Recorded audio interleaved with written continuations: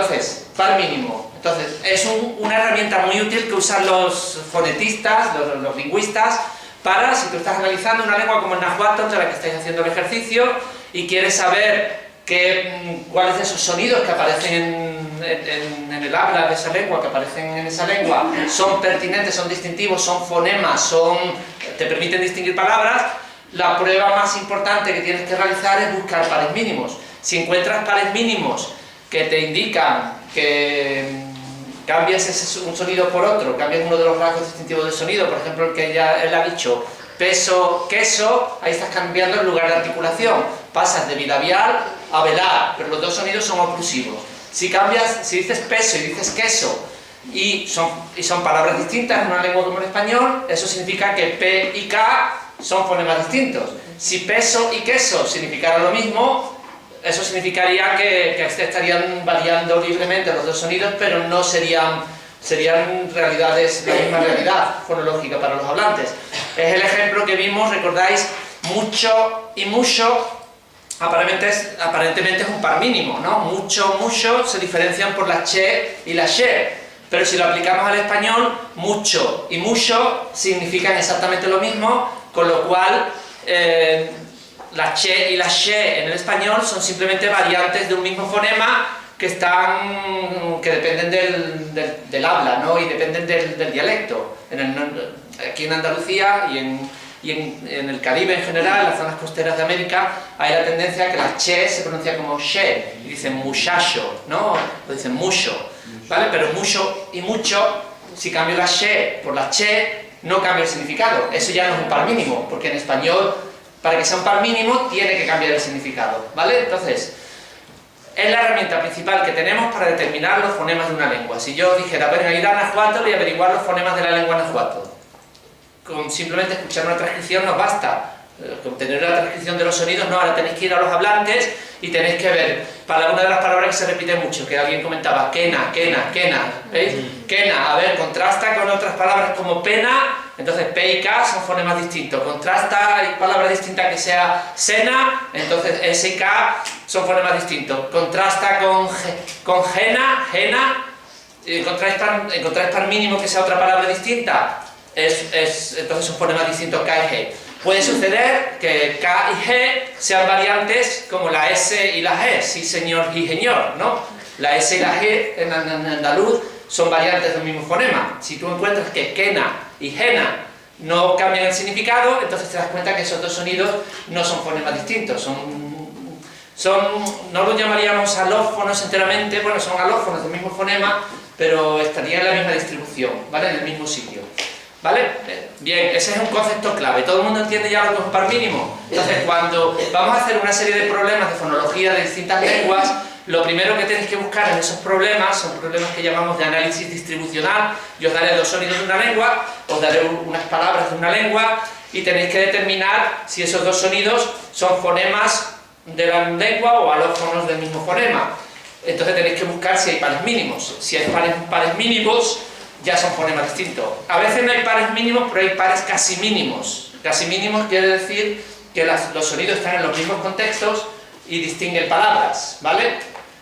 Porque luego lo que tendréis que buscar, que eso lo veremos luego, es si están en contextos distintos y por lo tanto son alófonos del mismo fonema, pero eso lo veremos con ejemplos. ¿Eso ocurre con vaca, vaca, por ejemplo, cuando se escribe con B o con V? Olvídate de la escritura. Vaca y vaca, fonéticamente... Son el mismo fonema, exactamente. Porque ha evolucionado, porque... A ver, antiguamente, de donde viene el español, el latín, la B y la V se pronunciaban distintas, ¿vale? Y eran fonemas distintos. Seguramente vaca y vaca eran dos cosas distintas. Eso, por cambio lingüístico, se fusionaron en uno solo y hoy solo nos queda uno. Ahí no puedes buscar pares mínimos, eso es escritura. Solamente se distingue por el contexto. No sé, a ver, son palabras distintas que se distinguen son la misma palabra fonéticamente. Vaca con V o con B son la misma palabra. Lo que pasa es que es una palabra que tiene muchos significados, ¿vale? Como todas las palabras del español. Y algunos de ellos se escriben con B y otros se escriben con V, ¿vale? Pero vaca con B y vaca con V no es un par mínimo de fonología. Porque vaca con B y vaca con V se pronuncian igual, ¿entiendes? Es un caso de polisemia.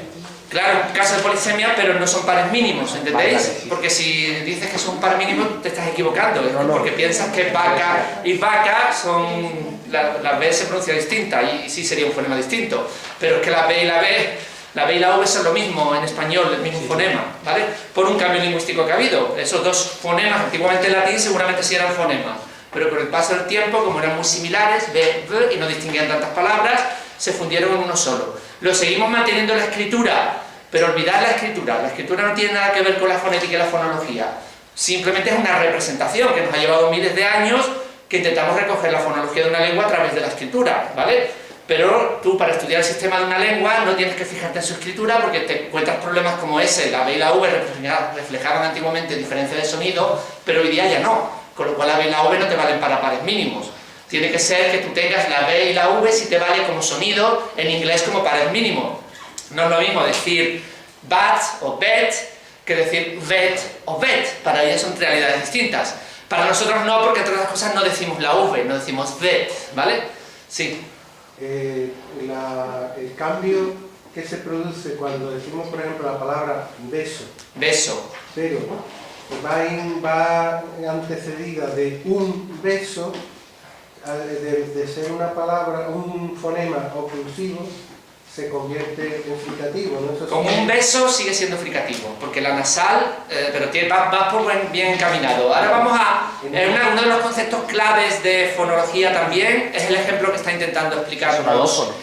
Ahí estamos, la D del español y le pasa lo mismo a la D del español y le pasa lo mismo a la G del español, ¿vale? Las tres consonantes oclusivas sonoras del español, y esta es una clase natural de sonidos, ahora del español, ahora hablaremos de ello, pero la B, la D y la G, seguramente lo habéis dado en fonética española ya, tienen dos realizaciones distintas en lo que sería el habla.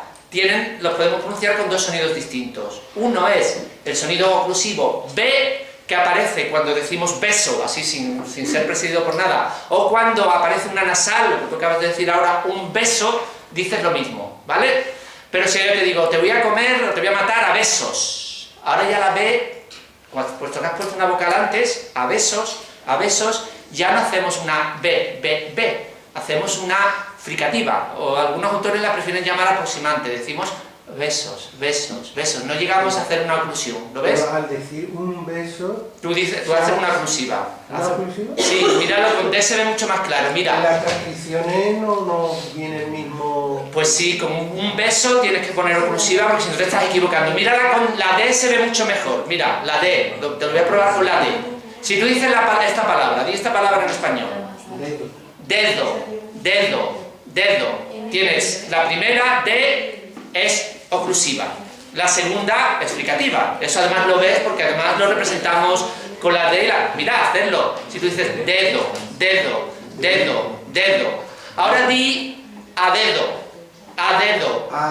Verás que pones la lengua entre los dientes, a dedo. Y ves que ahora la primera D ha cambiado y es igual que la segunda porque está en el mismo contexto, está entre dos vocales. A dedo. ¿Lo ves? A dedo. Ahí ha cambiado. Ahora pon un dedo y verás cómo vuelve a ser oclusiva. ¿Ves que la estás haciendo oclusiva? No la haces entre los dientes. Un dedo. Lo mismo le pasa a la que has dicho tú, a la B, y lo mismo le pasa a la G. Con G pasa lo mismo. Si yo digo gatas, de andar a gatas, es distinto si digo gatas o gato, digo gato, esa es oclusiva. Si ahora digo la gata, ya no llego a hacer la oclusiva, ¿vale? Sin embargo, si digo un gato, otra vez vuelve a ser oclusiva. ¿Por qué? Porque las nasales son oclusivas, son una interrupción, ¿vale? Porque el aire sigue pasando por la nariz, entonces si tienes una nasal delante, la oclusiva sigue siendo oclusiva. Para que la oclusiva se convierta en fricativa, y ahí tenemos uno de los conceptos más importantes que vamos a intentar explicar entre hoy y el viernes, que es el concepto de distribución complementaria. La D del español y la D del español están en distribución complementaria. Mirad, para que lo entendáis, el mejor ejemplo es... ¿Habéis visto toda la película Superman, no? Sí. Y sabéis que Clark Kent y Superman son la misma persona, ¿verdad? ¿Y podéis entender cómo Clark Kent y Superman están en distribución complementaria? Veréis que en toda la película no hay ninguna escena donde estén los dos al mismo tiempo. ¿Por qué no pueden estar los dos al mismo tiempo? Son la misma persona, ¿vale? Entonces, cuando Clark Kent se pone ya se convierte en Superman y ya no puede salir Clark Kent al mismo tiempo, ¿vale? Eso es una distribución complementaria. Donde está Clark Kent no puede estar Superman, y donde está Superman no puede estar Clark Kent. Cada uno sale en unos contextos distintos de la película. En unos como superhéroe y en otros como periodista, ¿vale? Y la chica suele estar confundida, ¿no? Porque es diferente uno de otro, ¿vale? Los distintos contextos. ¿Entendéis? Bueno, pues la D y la D del español, y la B esa fricativa del español, y la G fricativa, son como Clark Kent y Superman. Están en contextos distintos. Donde aparece la D oclusiva, no aparece la fricativa. Y donde aparece la fricativa, no aparece la oclusiva. ¿Cuáles son esos contextos? ¿Cómo los podemos definir? Dime la regla ahora otra vez. La D, ¿dónde aparece? La D oclusiva, ¿cuándo aparece? La D oclusiva cuando está antecediendo a la vocal, ¿no? Dedo. Pero eso no es el contexto, porque también la D segunda también está antecediendo a una vocal, eso no me vale. La D oclusiva, sí, no, di tú. Al inicio de la palabra. La D oclusiva sale al inicio de la palabra y cuando va precedida de nasal. ¿Y cuándo te aparece la D fricativa? En todos los demás contextos, ¿vale? ¿Entendéis? O sea, la D oclusiva sería Superman y la D fricativa sería Clark Kent. Clark Kent te aparece en una serie de contextos y Superman te aparece solo cuando se convierte en superhéroe, ¿vale? Eso es la mejor manera de ver qué son los alófonos. Los alófonos son variantes de un fonema que aparecen en distribución complementaria, aparecen en distintos contextos. Y tienen que tener la característica que tienen que ser muy similares. Para que Clark Kent y Superman puedan ser la misma persona, tienen que parecerse físicamente. Tú no puedes tener Clark Kent o Superman alguien bajito y Clark Kent alguien alto. Por eso fonéticamente los sonidos, para que puedan ser alófonos de un mismo fonema, tienen que tener similitud para que sea creíble para la mente de los hablantes que eso puede ser alófono de un mismo fonema. ¿Lo entendéis? Si entendéis esto de par mínimo y cómo tenemos la P y la B de peso y beso, o la B de beso con la K de queso que ha dicho Eugenio, no están en distribución complementaria. ¿Entendéis? Porque están en el mismo contexto, están en el mismo sitio. Están en lo que llamamos distribución contrastiva. ¿Entendéis? ¿Por qué contrastiva? Porque me permite contrastar palabras, tengo un par mínimo y puedo distinguir palabras con la P y la B. Entonces esos son dos de los conceptos básicos que vamos a ejemplificar y que vamos a aprender en fonología. Distribución contrastiva, distribución complementaria. Y vamos a hacer problemas, en Semana Santa os voy a mandar toda una serie de problemas de lenguas distintas para que veáis sonidos y estudiéis... Entonces, para quedarme ya claro. Sí. Sería, en el supuesto del fonema D... Sí, D.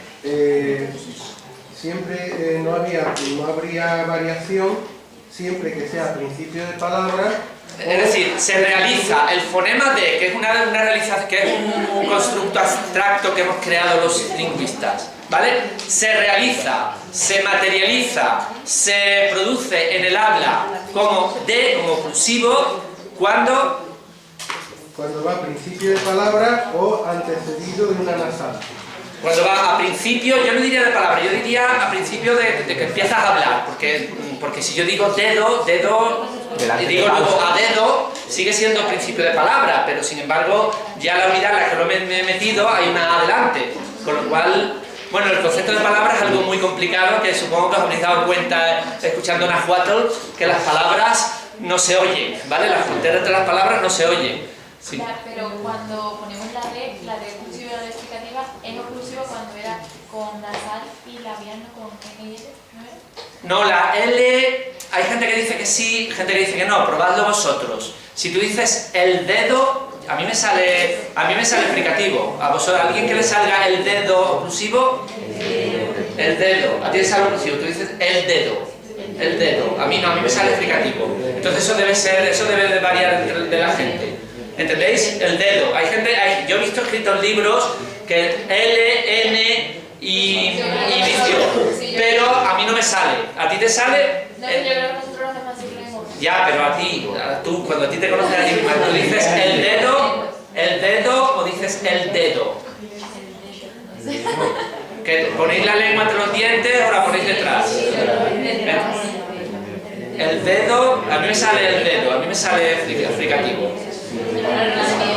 A ella le sale oclusivo, dice. Además, si sale entre los dientes, si la ponéis entre los dientes, el dedo ya es fricativa y no puede ser oclusiva. Para vosotros no ser oclusiva. A ver, ¿a quién le sale oclusiva? Levantad la mano. Que diga el dedo. El dedo, con la D detrás de los dientes izquierda y hace la explosión. ¿Y a quién es el dedo? ¿Y a quién le sale fricativa? El dedo. A mí me sale fricativa. Bueno, pues hay una variante, ¿vale? Ahí es variante. O sea que la regla habría que modificarla y decir la fonología de algunos hablantes es fricativa, precedida de L, y la morfología de otras es oclusiva. ¿Vale? Pero bueno, yo acepto las dos. Pero, ¿qué? No, hasta que a uno le sale de una manera y... No, a ti no te tiene que salir de ninguna manera. Tú eres hablante nativa y tú lo pronuncias como lo has oído a tu alrededor. Hay una gente que lo pronuncia como oclusivo y otra gente que lo pronuncia. Entonces eso, el lingüista lo que tiene que hacer es no decirle a la gente, oye, Pilar, que mi libro dice que tienes que hacerlo oclusivo. Y tú le dices, mira, pero si yo lo he dicho siempre fricativo y me he entendido y mi sistema fonológico funciona, ¿por qué me voy a tener que adaptar al sistema fonológico que es solo de una parte de la gente? ¿Entiendes? O sea, que ahí hay variación. La regla en realidad entonces no está bien definida en todos los hablantes, ¿vale? ¿De acuerdo? Más. Pablo, sí. A mí lo que me llamó la atención ayer de la transcripción del debate sí. es que la profesora Rosario Guillén nos dijo que entre pausa y pausa sí. lo normal es que no haya un máximo de 16 sílabas. Pero es que este hombre era capaz de meter 20 y tantas en una pausa. A ver, hay una cosa, daos cuenta, para tú poder ver exactamente, daos cuenta que la realidad lingüística no es como la tenemos imaginada en la escritura. En la escritura llevamos ya muchos años escribiendo las palabras separadas unas de otras, pero en realidad la unidad entre la que hacemos pausas son lo que llamamos grupos fónicos, ¿vale? Grupos fónicos. Entonces los grupos fónicos depende, yo no te sabría decir si hay un límite, no he leído nunca que haya un límite. De todas maneras tendrías que ir, para comprobar si este hombre dice más de 16 sílabas sin pausa, tendrías que ir a un laboratorio de fonética o en tu casa con el PRAT, un programa, y ver dónde hace las pausas realmente y ver de qué duración son sus pausas, que a ti a lo mejor tu oído no lo percibes. Respira, hace un suelto una frase hasta que vuelve a... Claro, eso te hace ver que las palabras, lo que llamamos palabra, en realidad en las lenguas no existen como tales palabras, ¿vale? Luego hemos sido capaces de descubrirlas, es decir, no existen como tales palabras que estén aisladas unas de otras, sino que están siempre integradas en unidades más grandes, ¿vale? El nombre siempre va con su artículo, siempre va con sus complementos, ¿vale? Y los ponemos todos juntos hasta que hacemos un grupo fónico. Ahí normalmente hacemos una pausa y entonces ya empieza otro grupo fónico, ¿vale? Pero esos grupos fónicos pueden ser de duración variable, ¿vale? Desconozco ese dato de 16, pero... Sí, eso también... No lo sé, no lo he leído nunca. No lo he leído nunca, ¿vale? Me llamó bastante la atención. Lo miraré, lo intentaré mirar. Creo que eso dependerá de la capacidad respiratoria. Claro, depende del tipo de unidad que estás construyendo toda junta. Eso es en español, ¿no? Incluso de los alófonos que tenga la lengua, porque a lo mejor la lengua tiene una serie de Claro, alófonos. y mira, y del tipo de lengua que sea, también tienes que tener en cuenta una cosa, a lo mejor eso puede funcionar para español, pero hay lenguas, lo vamos a ver cuando veamos la morfología, que son las lenguas. Ya hemos mencionado así brevemente que hay lenguas analíticas, aislantes, como por ejemplo esas lenguas criollas que estuvimos hablando el otro día, que son más simples desde el punto de vista gramatical porque no tienen sufijación, no tienen sufijos, no tienen mucha flexión, ¿vale? Las formas verbales no tienen muchos verbos. El chino también es un ejemplo de eso, aislante, analítico. El inglés es bastante aislante, analítica, ¿vale? Es decir, tú tienes palabras normalmente además son monosilábicas y para ti tienes que juntar varias palabras para hacer una oración y normalmente tienes que juntarlas en un orden determinado para poder saber quién hizo qué a quién. Eso es lo que nos interesa en la sintaxis, ¿vale? Esas son las lenguas aislantes. Luego tienes la mayoría de las lenguas tienen algo de morfología, algo de sintaxis y mezclan todo. Y luego veremos que van ya siendo cada vez más sintéticas, van metiendo más cosas en las palabras. Pero hay un tipo de lengua extrema, que es la que llamamos polisintética, que es por ejemplo la lengua inuit de los esquimales, las del norte de Canadá, que ahí en una oración lo meten todo. Quiero decir, que una oración es una palabra. En la palabra lo meten todo. La palabra la construyen normalmente en torno a un verbo. En ese verbo incorporan lo que va a ser el sujeto, lo que va a ser el objeto directo, lo que va a ser el objeto indirecto, lo que va a ser los circunstanciales, y lo construyen todo junto en una sola palabra, ¿vale? Entonces yo imagino que en esas lenguas polisintéticas tú puedes tener palabras que son solo una oración, y luego al verbo le añaden terminaciones, flexiones, etcétera, para decirte quién es el sujeto, quién es el objeto directo, quién es el objeto indirecto, quién es el circunstancial, y quedar claro en todo momento quién hizo qué a quién, dónde, cuándo y cómo, que es lo que nos interesa transmitir, ¿vale? Entonces en ese tipo de lenguas es posible que ahí las cadenas sean mucho más largas, ¿vale? O sea que también debe depender en parte del tipo de lengua que sea, ¿vale? ¿Te queda claro? Bien. Lenguas polisintéticas, son muy interesantes, veremos algún ejemplo. La primera impresión es de bloqueo absoluto, cuando me... ¿Por qué? Porque tu cerebro está acostumbrado a tu lengua, y como mucho si has estudiado inglés, o has estudiado francés, o has estudiado árabe, de pronto te viene una lengua, una algarabía, ¿recordáis? Lengua árabe, ahí viene una algarabía que tu cerebro tiene que poner en orden. Eso, daos cuenta, eso es a lo que se enfrentan los niños recién nacidos, ¿vale? Lo que pasa es que los niños recién nacidos pasan todo el tiempo intentando interpretar esas señales que le vienen de sus padres, y sus padres les ayudan, y con muchas pausas, con muchas... ¿vale? ¿Por qué una lengua como el náhuatl te suena a esa algarabía, mientras que en cuanto dijo, recordáis, por eso puse este vídeo, porque de cuando en cuando dice lenguaje no verbal, y entonces tu cerebro se pone contentísimo porque lo que estás recibiendo en el oído lo puedes juntar con algo que conoces, ¿vale? Y ahí ya, ¿verdad? Que todos los sonidos están claros, sabes lo que estás diciendo, sabes cuál es la vocal, la consonante... Otra duda que me... Y algo que decíais, Gemma, por ejemplo, tú decías que te llevaste mucho tiempo hasta que lograste, poco a poco, y con la ayuda de lo no verbal también, te ayudaste bastante. Si es la manera en que presenta el vídeo este hombre, es algo que también tiene que ver con su personalidad, o realmente es un denominador común de los... Eso no sabría decirte, pero se lo podemos preguntar, lo podemos traer. Él está aquí ahora, lo podemos traer un día y lo podemos... lo voy a invitar a clase. No sé si te quiere concentrar. Él ahí en ese vídeo, veis que dice que es para niños, ¿vale? Yo sí he notado una característica de él cuando habla español, es que repite mucho lo que sería el equivalente a ese quena en español, que es sí, sí, ¿verdad? Sí, sí, sí. Quena o que, quina. y nosotros lo oímos quena. Yo he escuchado quina. Vale, bueno, porque será... Luego dice que la primera vez solamente escucho quina. Es como sí, sí, es como una manera de saber si te están siguiendo todos estos, ¿vale? Vais a ver, había una chica, no es de este grupo, Sara, una chica italiana, que en lugar de quena y en lugar de las que, lo oía todo como que, lo ha escrito como que, ¿vale? Que quizás porque en su lengua, en distintas lenguas se pone la frontera de manera distinta entre las K, eso si estuvierais en lo de chino lo veríais. En chino la diferencia, y en inglés pasa también parte, no sé si a Laura le habrá pasado alguna vez, problemas con las P's, que en inglés ellos distinguen P de P, ¿vale? Y ponen la frontera en la aspiración, P, la P tiene que estar aspirada. Entonces, muchas de nuestras P's, seguro que a ella le suenan como B's. ¿No te ha pasado alguna vez las P's españolas que te puedan sonar a veces como B, porque no tienen la aspiración? Cuando yo te digo peso, oyes beso a veces. ¿Te puede pasar? Porque para ellos decir peso no es una P, para ellos una P tiene que llevar la aspiración, tiene que ser peso, ¿vale? Y en chino es más grave todavía porque en chino tienen P y P.